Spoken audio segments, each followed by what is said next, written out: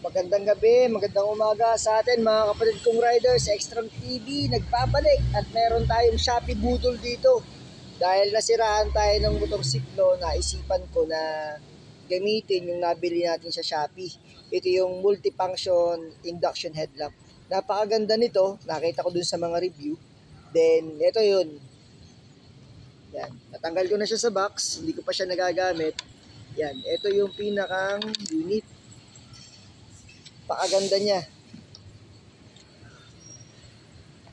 May tatlong white color siya, then meron siyang blinker. Madami kasing klase ito eh, pero ang kinuha ko talaga yung may white. Tapos ito may flashlight, then meron ditong sensor. Yan. Kung mapapansin niyo dito, may sensor. Akala mo wifi. Yan. Buhayin natin yung pinakang unit. Ito. Press natin yung isa. Na-charge ko na yan. Yan, napakalinaw ng ilaw na to mga kapatid kong rider.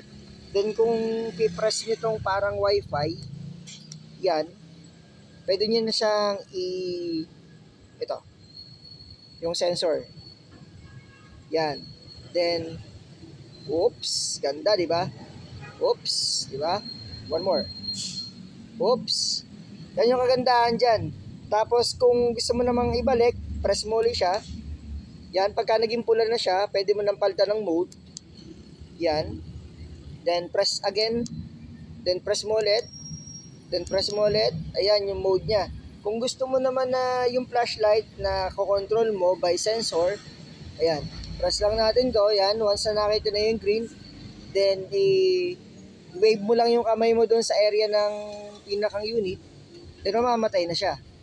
Then automatic, magi-green na naman siya. Then pagka nag-wave ka na naman, mabubuhay uli siya. Yan ang kagandahan sa Shopee Budol natin ngayong gabi ito. So ngayon, subukan ko na siya kasi magkikit tayo ng tornilyo ng ating sasakyan.